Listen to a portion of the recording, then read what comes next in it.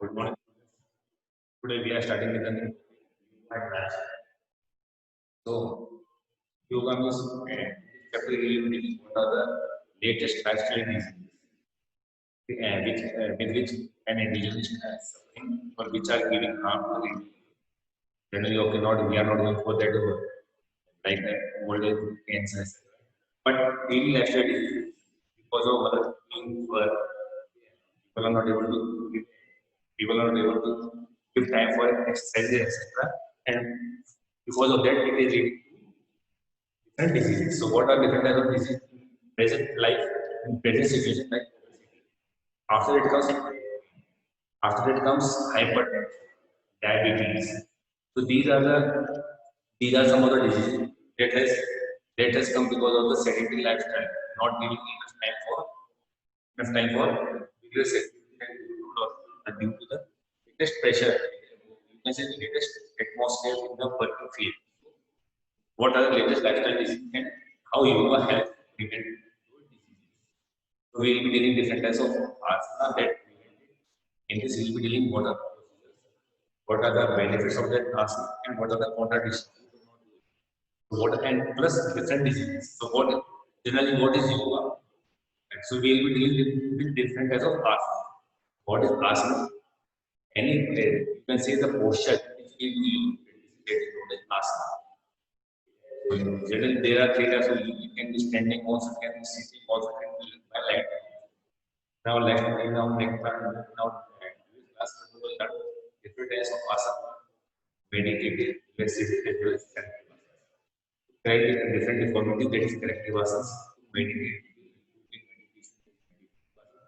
and to relax the body, that is relaxative asana. So what are the benefits of asana generally? In simple terms, generally in general terms, we are talking, it increases flexibility, it increases strength. Okay, it increases blood circulation, etc. These are some of the general benefits of asana. These are some of the general benefits of asana. Now, after that comes, you can say what are the how asana help as a preventive measure. It has to improve mental health. It has to improve mental health. Mental health can be improved by performing suitable asanas like Balasana, Uttanasana, Uttanasana, that is known as by performing such asanas, you can mental health. After that comes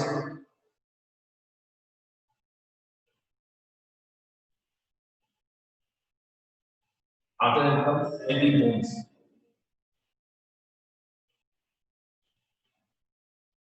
Healthy bones.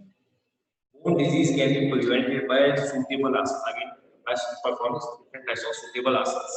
Asana like triangle pose, bridge pose. What is bridge pose? Bridge pose you can see in Rilek Chakrasana. You are performing, you are making a bridge. You are making a bridge that is known as a bridge pose. It helps to strengthen our bones and also help to prevent helpful for those who are suffering from osteoporosis. Osteoporosis is a problem in the it is a disease with the people having the bone problem. The bone density is less. After that, it comes to dealing with diabetes as well as obesity. The various types of asana involve the twisting of the body backward or sideward. Other activities that promote digestion. If and what happens if your digestion is good, generally you will be awake. You are what to say uh, digestive problems away. If you are performing asana and if your digestive system working properly, then you are keeping away many of the problems from your body. So there are asanas that help to help the liver and create pancreas to remain active, which further help to regulate high cholesterol. So maintaining high cholesterol, controlling the high cholesterol as well as regulating BP or blood sugar level. So what are different types of example in performing? You can say standing asana. What are the standing asana like? Tadasana. Tadasana, it helps in promoting joint and muscle asana which are the standing posture. Now, for example, Tadasana. After that, it comes forward and backward bending asana. forward and backward bending asana. That is, for example, Paschimottanasana and Bhujangasana. It is the Paschimottanasana as well as Bhujangasana. It gives strength to the back. It gives strength to the back and stretches the back properly. जब मैं once there is a proper stretch of the back, automatically your back gets more strength. Your back gets more strength and it relaxes properly. And after a hard workout, fast. So after for the back, your body is able to recover properly. After that comes twisting asana. Twisting is looking at sitting in the forward direction, looking at the backward direction. You are twisting your lower body. You are twisting your lower body and looking in the Ardha Matsyendrasana. Best example of that lying asana. Body lying asana. Best Shavasana. Relaxes your body. Now we are coming back into the latest. We are coming back into the latest lifestyle disease. Obesity. What is obesity? मोटापा. Generally, what we are saying, okay, in a obese person, मोटापा ज़्यादा है. So here comes the obesity. Topic obesity. How we have calculated obesity in our last class? We have calculated obesity what is the where if it was below, again you are till 24.5 by calculating from our average after that it becomes category obese 2 category obese 3 category. So according to BMI, whether a person is obese, the rate of average. So what is obesity? It is a physical condition in which a person has accumulated so much of body fat that it might have a negative effect. It might have a negative effect on his health. What is obesity? It is a condition in which a lot of fat is fat is accumulated, is collected on the body, and which can have a negative effect on the body of an individual. That is known as obesity. Has become a universal problem nowadays. Now many causes are there. If you see, many causes are there. Many other obese person are becoming obese. So how to calculate the percentage of obese or not? That is a formula of BMI. It was weight upon height in meters. Weight upon height. That was the formula of calculating obesity.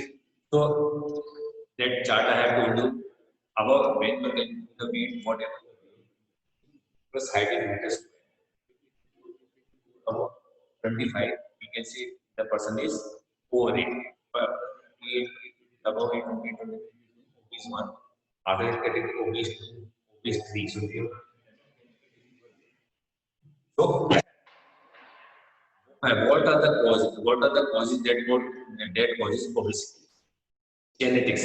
What is the genetics of heredity? Generally, what we say that person or that individual, that child has gained obesity from his parents. It is hereditary. So what it becomes genetic. Genetic. Generally, whatever we are also seeing mom and parents are obese. Their child will tend to be chances are that the child is also obese. After that comes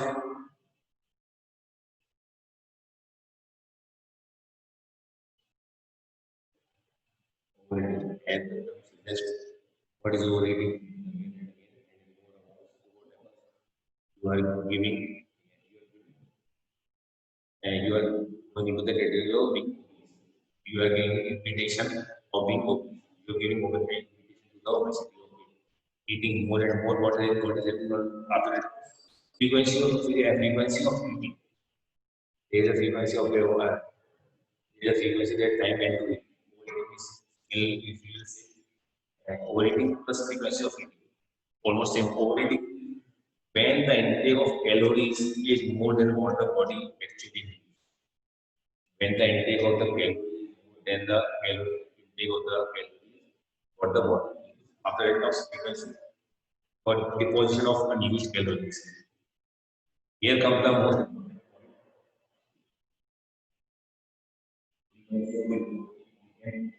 right most regarding our point of view.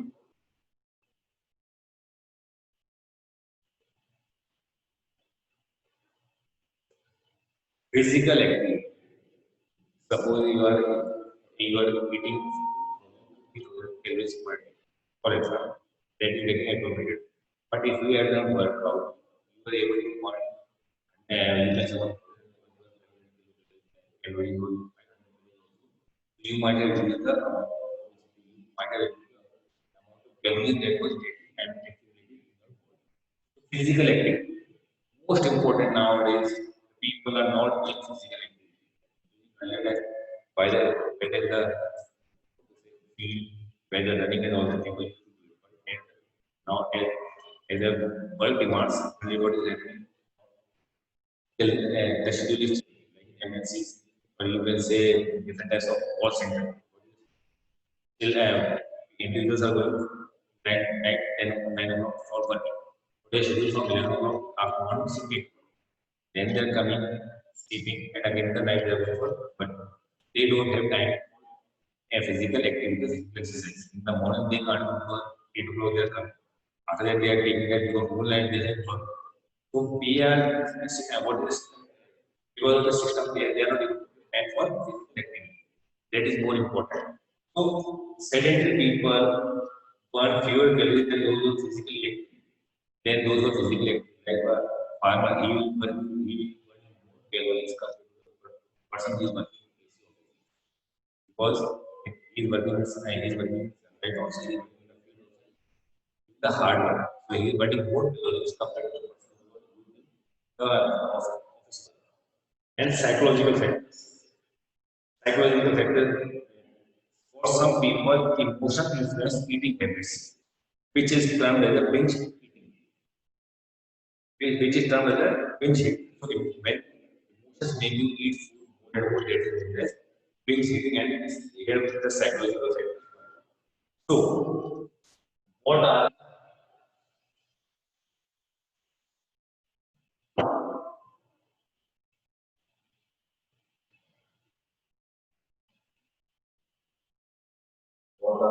asanas? What are the asanas that are performed for controlling obesity? That asana is Vajrasana. But this asana you can generally we say that after you can do this type of asana. If you're sitting, it is a asana done in a sitting. Done sitting. So what are the that procedure you will afterwards? Just now we are dealing with the benefits of the Vajrasana. What is benefits? The most significant benefit of Vajrasana is for individuals. The person it is beneficial for the person with the obesity, for those who are obese, for those who want to avoid becoming. It is the improvement of the. It helps in the improvement of the digestion. This position improves the circulation of blood to the lower legs, diverting it towards the abdominal area. That because of this, when diverted to the abdominal area, your digestion system work properly. Vajrasana helps in the it stop the formation of the ulcers. It stop the formation of the ulcers. After that comes apart from helping in proper digestion of food, this asana is also for lower back problems. Also for lower back problems. It calm down the nerves, strengthen the legs and thighs, and what to say, make the joints on the knees strong and more flexible. Because you are sitting on the legs, on the knees, and you are sitting on the calves. So what happens when you are sitting on the legs? What will happen in your thigh? Immediately your joint, your knees joint will become more strong. As well as you can say, when you are doing Vajrasana, you will be able to keep out the back problem. Now, contradictions. Contradiction means Who should not do it? Who should not do it? Who should avoid doing Vajrasana? Who should avoid doing Vajrasana? First one, patient with knee and back injuries. To cure, that is something different, but those who are having injury, they should not do it. Patients with knee and back injury should be extra careful while practicing this position. They should be extra careful. After it comes, it should be done under the guidance of a proper trainer. Generally, for example, if you are going for gym, if you are going for any exercise outside, what happens? Then there is a person, there is a trainer, because they you don't know the correct position. What is the correct position? Is the particular. What happens when you are lifting that weight? What is the chance that you might have injury also, and you will not get the benefit out of it because that was not the correct posture for doing that particular exercise. And generally, what happens when there are different exercises for making shoulders, for making biceps, for making presses. But it will you will see the shape of that particular bicep if you are doing that particular exercise proper. Proper means your body posture, your body position should be proper as well as it should be in the correct the correct position or doing the exercise. Otherwise, you keep on lifting weight. You are able to lift weight, but you're lifting the weight 50 kg, 60 kg. But that good physique is not coming out. Why not coming out? Because your body posture was not good. So what happened? Because of this, that trainer is there. He will tell you, okay, you should keep your back in this way. You should not be bent forward. You should not be, you should not be standing straight. So he will guide you. Similarly, while doing yoga, also, you should do it under the guidance of a person, under the guidance of a trainer who is having a good knowledge of yoga. After that come you as a trained expert. The same portion applies to the patients of or intestinal ulcers and the disease of small and large intestines. Those who are the people, those who are having the disease of intestines, they also have large or small intestines. They should also avoid doing this particular types of tasks. Beginners should take care not to overexert themselves. Similarly, if you are going to exercise in the gym or in the yoga, don't overexert yourself. Don't overexert yourself. You are giving invitation to the enemy. You are overlooking the enemy, exploring the enemy, overusing it. Afterwards, you will come. I suffered an injury. So what happened? Because you were supposed to work for 5 minutes, you have done for 20 minutes. And those 20 minutes have given you a rest for those 20 minutes have given you a rest of 2 weeks. So it was better as you are studying. Start with the guidance and don't overexert yourself. Beginners should take care not to overexert themselves to avoid straining the joints and the breath. What is important here in asana and pranayama? You should be able to control it. So don't overexert yourself. Don't give strain to the breath. Okay, one individual should not be give strain over the breath. Okay, you should be able to control. Like what we say, bend to exhale, bend to inhale. Like whenever you are doing systems, even you say, okay, at this distance, you should exhale. When you're lifting, you should exhale. So you should follow the procedure here also. After that, come asas.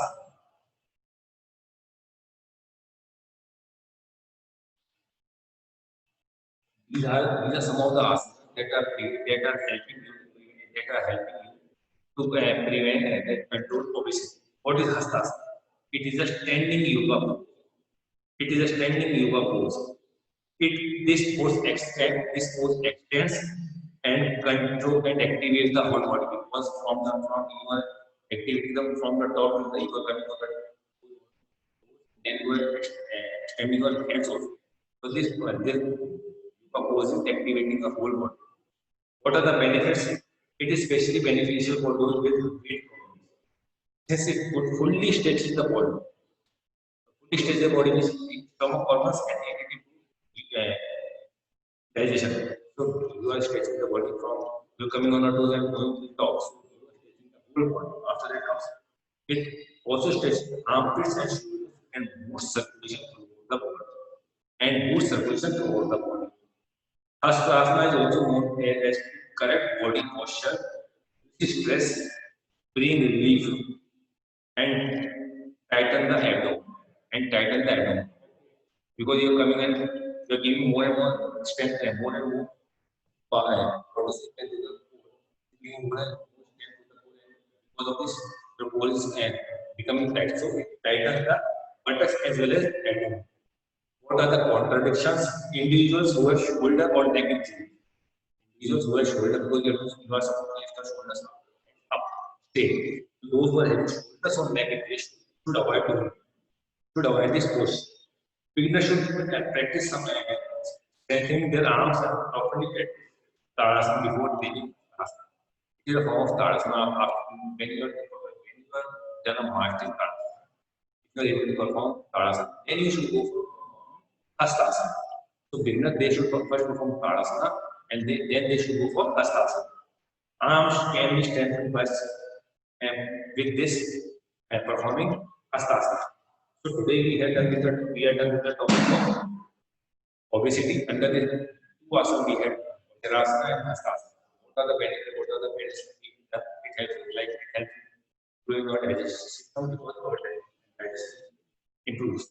Today Hastasana. It is a standing pose. Vajrasana is a sitting pose. Vajrasana is done in a sitting pose. Standing pose. Remaining asanas we will do in our next class. Till then, children, be safe, be at home.